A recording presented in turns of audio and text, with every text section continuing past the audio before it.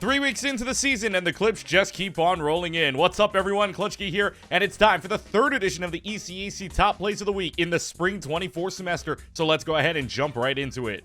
The South Florida Bulls and the Adelphi Panthers face off in Valorant, and we get a clip from the first round on Ascent. It's tied up at 4 apiece, so someone would have to break it and take the lead, but there's one player from South Florida you have to watch out for. Anderson got a 3K clip earlier. How about an encore for it down a catwalk? And give their team time, intel, and the tech necessary. Anderson out here trying to be able to lay him low. Kelly is going to throw those knives straight back into the kitchen drawer. Oof, that's 2 ults just down the drain. What a shot, Anderson, okay! That's Hail Monkey Man Inflator with the call of the game, and that would be a spark for the team. South Florida really telling Adelphi 4 is all you get there, as it would be a 9-round win streak to end Ascent 13-4. And then on Sunset, unfortunately for the Panthers, their round win total gets cut in half, as a 13-2 second round gives the Bulls a bounce-back win from a Week 2 loss to go 2-1 of the season so far. Let's go to Summoner's Rift with the Bulldogs of Brooklyn and the Polar Bears of Ohio Northern in the Super Elite Division. We'll get our clip from Game 1, and it's early on as the teams fight for just the second dragon of the game. Ohio Northern does get a pick onto the Recon, but even in a 4v5, one Shockwave can make all the difference.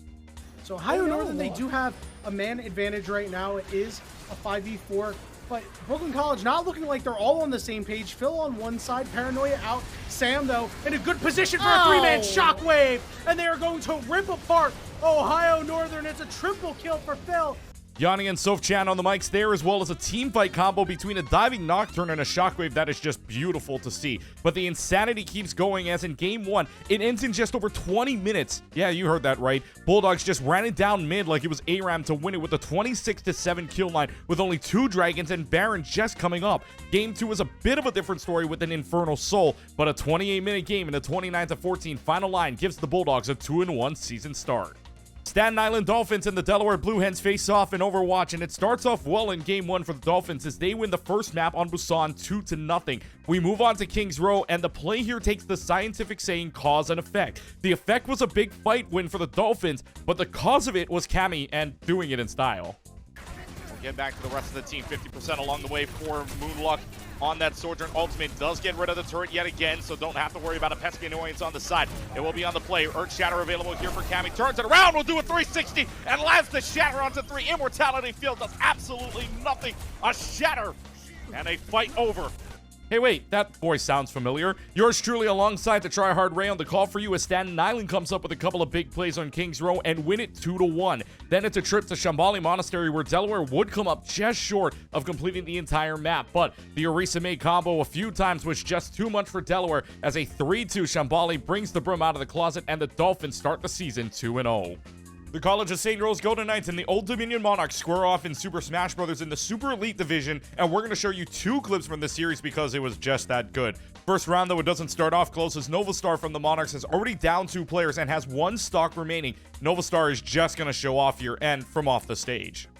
Grunt thinks he might have had an answer, but Novastar turns it back on their head. The spring denying some distance, just barely making it back. Grunk now trying to finish this off. No. Yeah, I'm shocked even watching that back. Our guys in studio had no clue what to think about that KO. And yes, Novastar sweeps the Golden Knights for set 1 on the 1-man run. Then it's to set 2 and Novastar starts again, but this time got taken out in the very first matchup against Grunk. That's the spark they needed as St. Rose gets set 2, winning by 4 stocks and forcing a set 3. Our second top play comes as both teams are tied at 4 stocks, and it's Zigneko against Virgo to see who swaps out, and this ending is just crazy.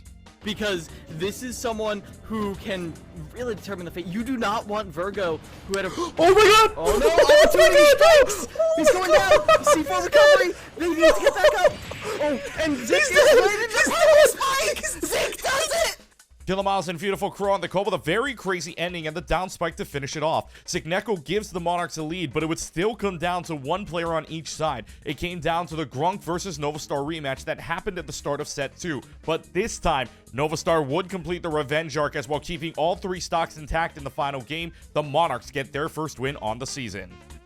And that is week 3 all wrapped up. Some great plays and even more to come, which lets me remind you to follow all of the social media pages, plus check out all the streams happening all throughout the week to see any potential clips that could land up in a future edition. Thanks for watching, everyone, and we'll see you next time.